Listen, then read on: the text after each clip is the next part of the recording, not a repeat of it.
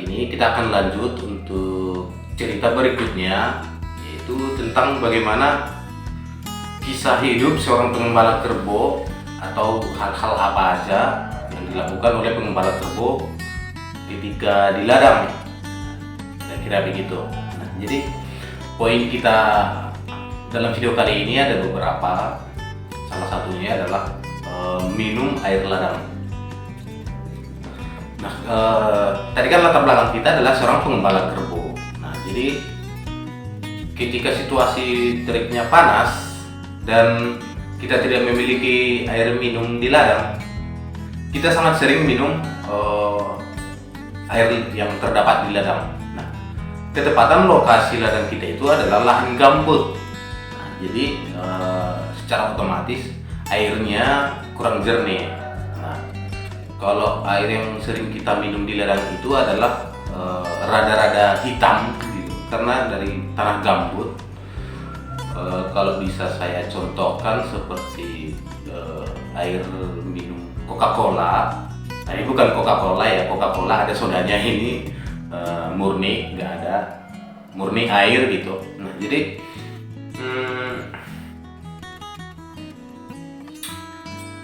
kalau kita nggak punya air minum di ladang, kita sangat sering minum air ini. Seperti yang saya bilang tadi, airnya rada-rada hitam seperti Coca-Cola, tapi ada juga yang lebih jernih dari situ. Tapi nggak seperti air sumur ya, dan ada juga yang lebih hitam dari air Coca-Cola sebenarnya gitu. Itulah kualitas air di tanah gambut. Nah, mungkin kawan-kawan yang pernah ke wilayah tanah gambut pasti tahu di mana keberadaan airnya gitu.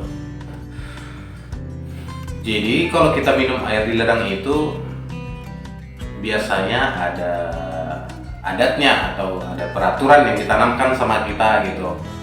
Nah, dengan catatan biar nggak sakit perut katanya, biar nggak sakit perut gitu. Oke, jadi biasanya yang kami lakukan itu cara sebelum minum air, ada kata-kata yang disampaikan seperti ini, bahasa Bataknya ya. Aik ni seon, aik ni paraik, isi manginum, halak mangai. Nah, jadi saya terjemahkan sih ke bahasa Indonesianya, mudah-mudahan pas ya gitu. Aik ni seon, aik ni paraik. Nah, dia terjemahkan. Ini air, airnya yang punya air. Sudah.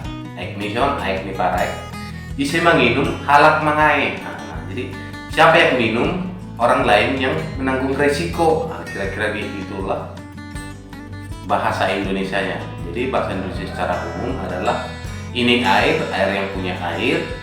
Siapa yang minum, orang lain yang kena efek. Nah, kira-kira gitu. Nah, jadi itulah adatnya ketika kita sebelum minum air. Aik ni seon, aik ni paraek, isi manginum, halak mangai. Memang ini istilahnya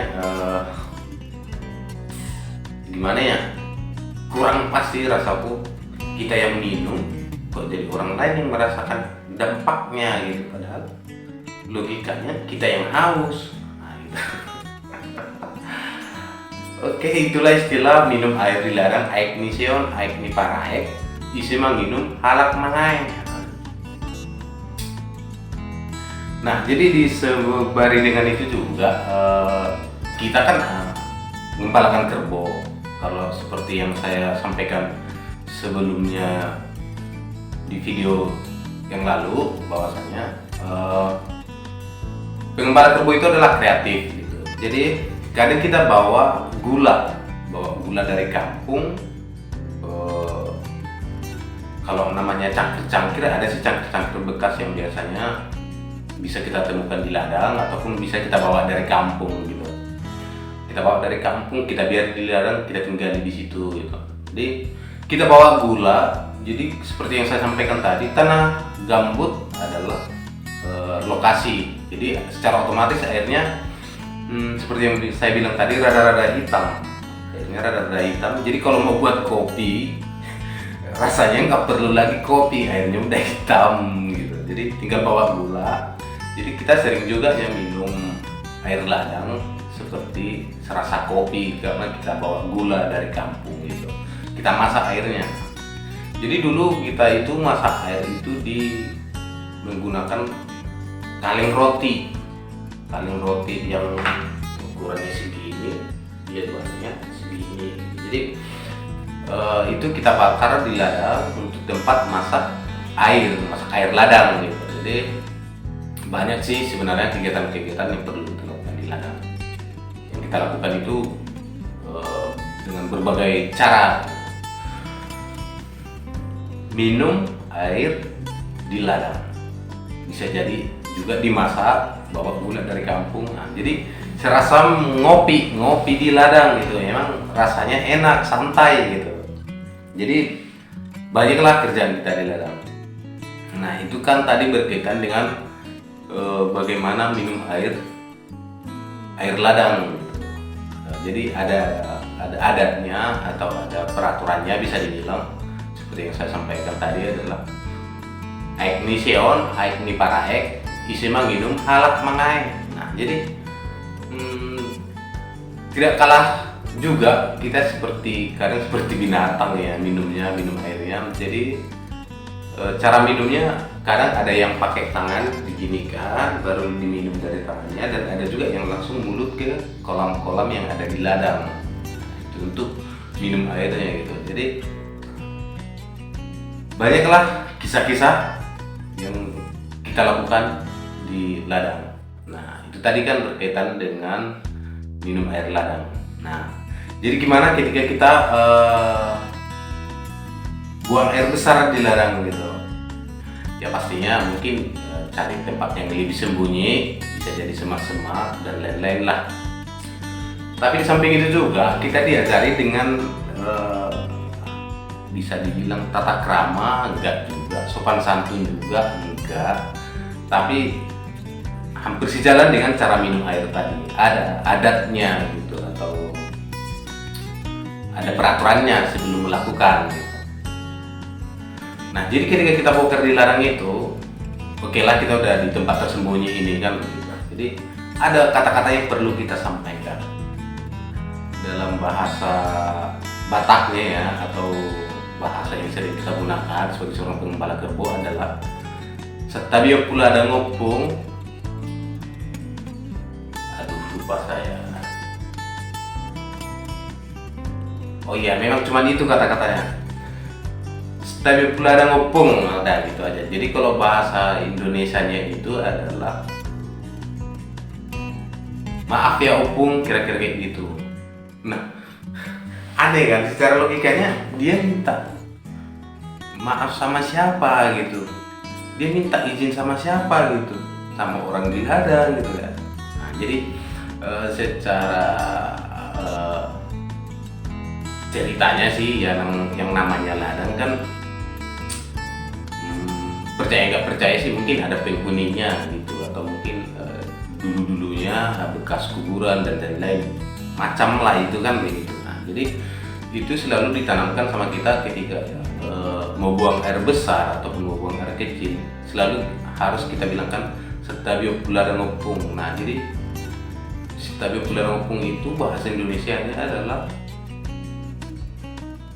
untuk menyampaikan ke penghuni di tempat itu, mana tahu ada gitu, setabi izin penghuni ladang. Nah, kira-kira begitulah bahasa Indonesianya. Jadi setabi pula ngopung. Memang ini bisa percaya nggak dipercaya, memang ada kebenarannya gitu. Jadi ketika kita buang air besar di ladang, nggak ada yang terjadi sesuatu sama kita. Tapi kenapa saya bilang percaya nggak percaya? Pernah juga sih kejadian, mungkin dia boker di suatu tempat atau buang air besar di suatu tempat, mungkin dia nggak menyampaikan kata-kata yang menjadi kebiasaan kita ketika buang air besar di ladang, nggak diucapkan dia kesurupan. Jadi dia didatangi sama roh jahat. Jadi sebenarnya seperti yang saya bilang, ini percaya atau nggak dipercaya gitulah. Oke, jadi sekalipun kita di ladang, kita diajari juga sebenarnya seperti yang saya bilang, tata krama bukan juga, sopan santun bukan juga, tapi itu adalah udah menjadi satu kebudayaan yang ditanamkan sama kita ketika kita sedang di ladang, baik seperti minum air di ladang, buang air besar di ladang ataupun buang air kecil, ada kata-kata yang perlu kita sampaikan. Oke, itulah dulu 2 topik yang agak lebih menarik, tapi memang masih ada sih topik berikutnya, dan ini sebenarnya menggilakan gitu, yaitu makan lintah. Tahu kan lintah yang warna hijau yang mengisap darah, bukan pacat ya, bukan, yang lintah yang warna hijau. Jadi ini bisa dibilang kekonyolan dari seorang pengembala kerbau gitu. Untuk apa makan lintah coba? Jadi inilah kisah-kisah kekonyolan gitulah. Jadi kadang kita kalau dapat lintah itu mau kita bakar. Setelah dibakar baru dimakan. Nah, jadi setelah lintahnya dibakar baru dimakan. Jadi memang kerjaan yang enggak gitu, atau enggak ada benarnya gitu. Makan lintah. Jadi biasanya kita dapat lintah itu dari kerbau yang masuk ke rawa-rawa, lengket lintah, ngisap darah kerbaunya, kita ini kan lah lintahnya gitu. Jadi kadang dibakar, dimakan, ataupun kadang kita dapat lintah itu dari ketika kita nguras kolam-kolam yang saya seperti sampaikan di video sebelumnya. Nguras kolam, lintahnya lengket, kita matikan, kita bakar sekalian sama ikan yang kecil-kecil itu gitu. Kita makan juga. Itu sebenarnya sih kekonyolan, nggak ada gunanya itu. Nah, jadi kisah seorang pengembala kerbau itu ada kisah-kisah yang bermanfaat, ada juga kisah-kisah yang nggak bermanfaat, ataupun hanya sekedar dilakukan dengan kekonyolan gitu. Itulah dia. Kemudian kalau yang namanya berbau dengan lintah tadi, seorang pengembala kerbau pasti namanya sangat geram nengok lintah. Nah, jadi kebiasaan kita ketika kita udah dapat lintah, organ tubuhnya lintah itu kita balikkan gitu. Jadi yang bagian luar menjadi bagian dalam, yang bagian dalamnya menjadi bagian luar. Nah, jadi ada kesenangan tersendiri ketika kita membalikkan lintah. Kemudian baru dikeringkan gitu, dikeringkan dengan dijemur di terik matahari gitu. Jadi kalau lintah itu udah kita balikkan, jadi kita bisa lihat calon benih-benih lintah baru di dalamnya. Nah, jadi kita sangat suka untuk mecah-mecahkan itu, bisa dibilang telur lintah lah gitu, telur. Jadi telur lintah itu berada di organ tubuhnya langsung sebelum menjadi anakan gitu. Mungkin untuk kawan-kawan yang pernah membalikkan lintah ya sama-sama menikmatilah gimana caranya atau enaknya, bahkan keasikan membalikkan lintah gitu. Oke kawan-kawan,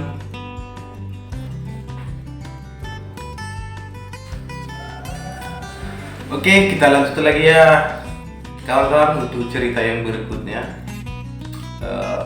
Ini masih terkait dengan kenakalan di masa-masa mengembalakan kerbau ya.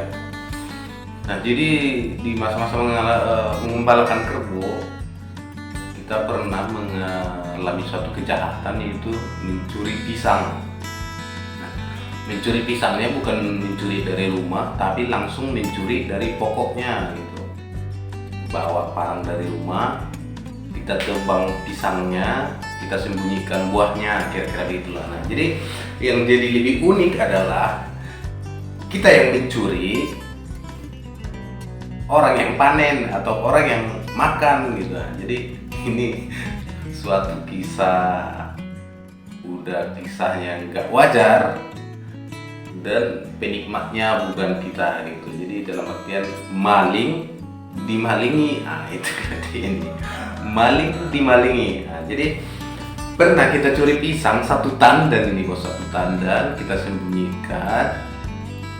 Dan tahu apa, dan ternyata ketika kita menyembunyikan pisang ini sebelum matang biar kita makan gitu, kita sembunyikan pisangnya, dan ternyata ada orang yang lihat. Nah, setelah dilihatnya disembunyikan sama dia balik. ini sih sebenarnya sesama kawan ini, sesama kawan. Jadi kawan maling, awak malingi lagi, itulah yang kita alami. Jadi pisangnya udah kita sembunyikan, ditengok sama kawan kita, disembunyikan balik. Nah, jadi lucunya adalah cerita-ceritalah di ladang gitu. Jadi kami pernah gini, kami maling pisangnya si anu, kami sembunyikan, tapi gak tahu kami siapa. Nah, tiba-tiba kawan kita ini ngaku. Nah, sebenarnya pisang itu dia yang menyembunyikan balik. Nah, dan buahnya dinikmati sama dia lah gitu, atau mungkin dibawanya ketika udah ada yang matang 2 atau 3 biji, dibawanya dimakan dia sampai udah mau hampir habis. Nah, sebenarnya sih hasil curian tadi masih kita nikmati, tapi tinggal sedikit.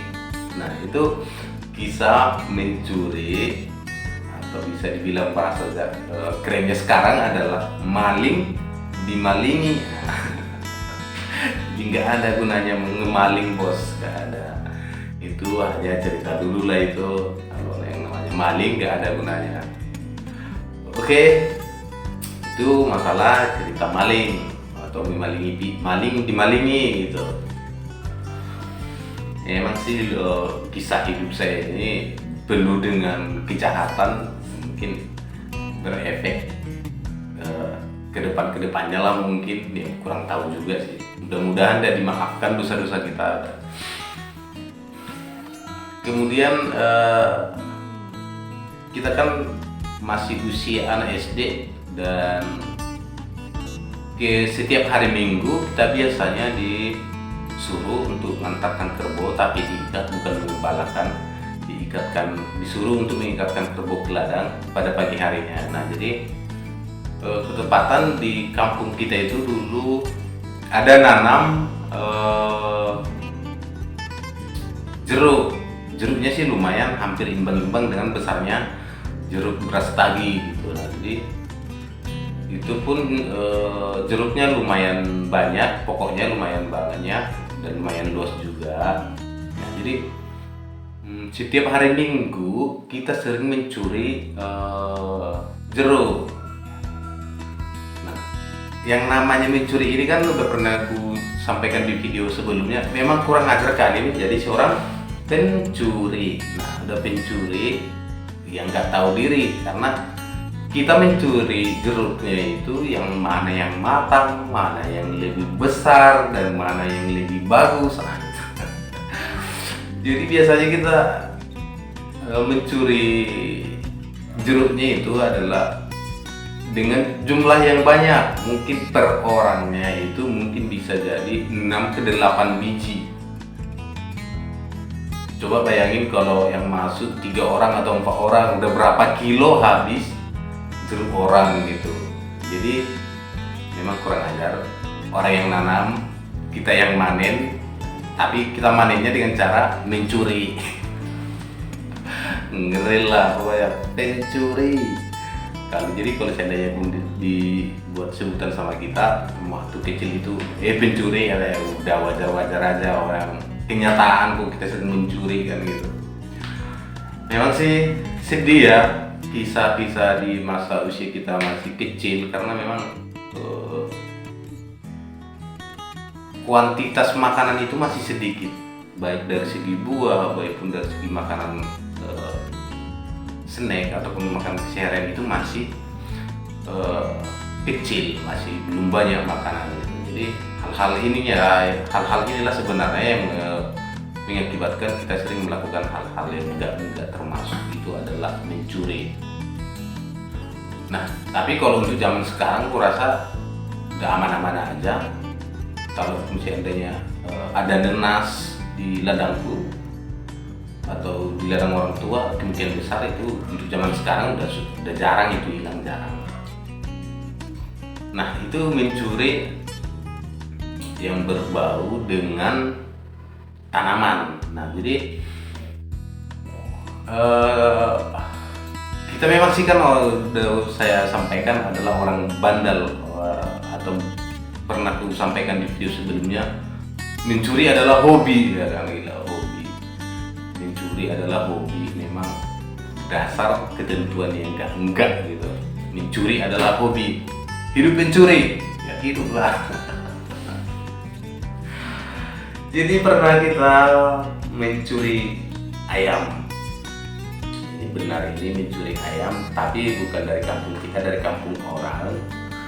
Jadi dalam artian kita pergi jalan-jalan, ada ayam orang, sebenarnya bukan di kampung, udah keluar kampung lah ayamnya gitu, di pinggir jalan. Kita curi, bos.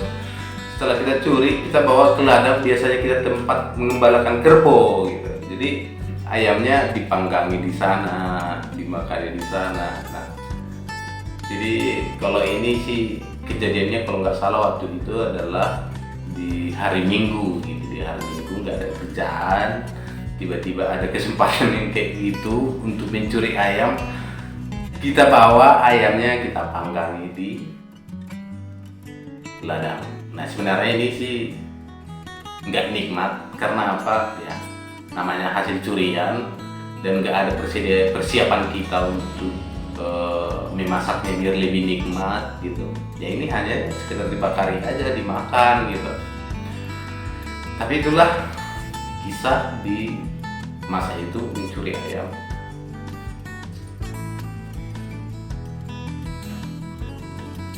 Seram ya kisah hidup saya ini. Sebenarnya ini bukan cuma kisah hidup saya, ada juga ini termasuk ini untuk kawan-kawan yang lain juga, termasuk ini kisah ini. Tapi ya ini kan yang saya ceritakan adalah versi saya sendiri kan begitu. Pencuri, oke siap, pencuri. Astaga. Apalagi ya kira-kira ya, cerita-cerita aneh, konyol di ladang. Nah gini, musimnya lintah kan di kampung itu di masa-masa kami menjadi seorang pengembala kerbau. Itulah awal-awalnya datang lintah ke kampung, nggak tahu dari mana datangnya. Tapi yang saya ingat saya dan setahu saya di masa-masa kami menjadi seorang pengembala kerbau lah, datangnya lintah gitu. Nah jadi suatu saat atau suatu ketika ini masih kondisi di musim nanam padi. Nanam padi kan harus berair-air nih dan kemungkinan besar masuk lintah gitu. Nah jadi suatu saat tiba-tiba ada seorang ibu-ibu, atau sebenarnya kami sih manggil opung samanya. Dia nanam padi di ladangnya. Nah tiba-tiba mungkin lengket lintah di kakinya. Kalau ini sih lucu sampai histeris, dia teriak-teriak, kakinya dipukul-pukuli ke paretnya sawah. Kalau bahasa kami dibilang itu gadu-gadu. Gadu-gadu itu adalah paret pemisah sawah gitu. Dipukuli kakinya, lintahnya nggak terbuka atau nggak terlepas. Ini serem nih. Kalau bisa dibayangin sekarang sih setengah mati ketawanya karena apa? Histeris gara-gara lintah lengket di kakinya itu. Nah jadi ini sebenarnya lintah ini pun sebenarnya kurang ajar, sama seperti kayaknya ada kurang ajarnya juga. Lintah ini memang sangat susah dilepas, harus ditarik kuat gitu baru mau lepas. Jadi waktu itu dia sampai histeris, semua orang yang di ladang nengok dia.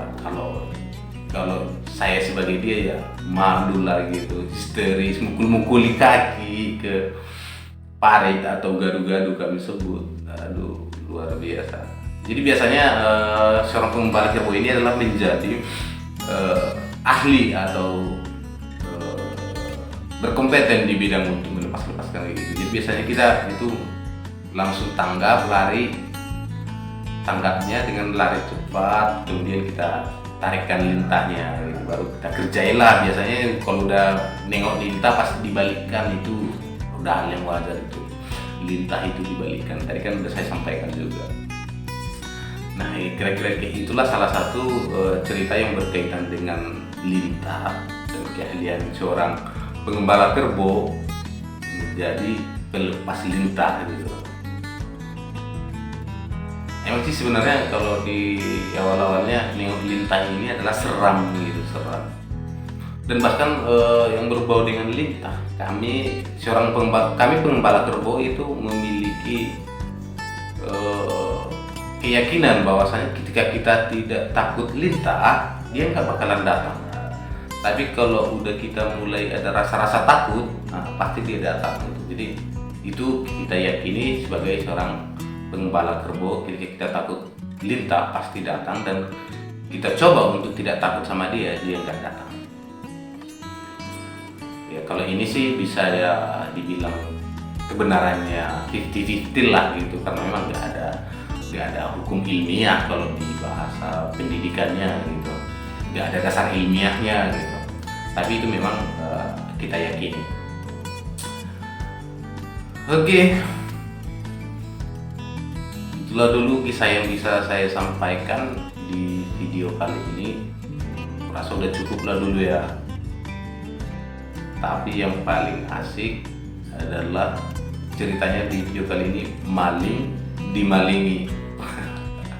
Kalau bahasan yang pertama dan kedua yaitu minum air dan cara buang air besar atau buang air kecil di ladang, ya memang itu ada kenyataannya, ada yang nggak bisa dipastikan kebenarannya, tapi itu memang ditanamkan sama kita. Mudah-mudahan bukan cuma sama pengembala kerbau yang mengalami kekinian, mungkin bagi orang yang kerja di ladang pun, atau mungkin di ladang kopi di mana, mungkin itu juga memang ditanamkan. Oke, itulah dulu yang bisa saya sampaikan, cerita hidup saya di video ini. Kalau ada kata-kata yang salah, mohon dimaafkan, atau mungkin salah menerjemahkan dari bahasa Batak menjadi bahasa Indonesia, ya dimaklumilah, karena memang menerjemahkan bahasa itu adalah suatu pekerjaan yang sulit.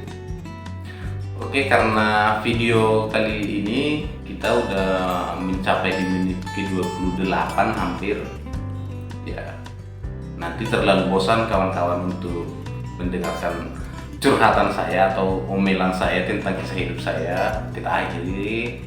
Tapi jangan lupa untuk subscribe video ini bagi pendatang baru, dan silahkan dibagikan video ini, mudah-mudahan bermanfaat. Manfaatnya di mana, seperti yang saya sampaikan tadi, adalah sebenarnya ada kata-kata yang perlu kita sampaikan di ladang ketika kita mau melakukan sesuatu. Oke, silahkan di like, di komen, share bagi kawan-kawannya, mana tahu bisa menghibur juga. Akhir dari saya ucapkan terima kasih banyak. Tonton upload video berikutnya. Sekian dan terima kasih.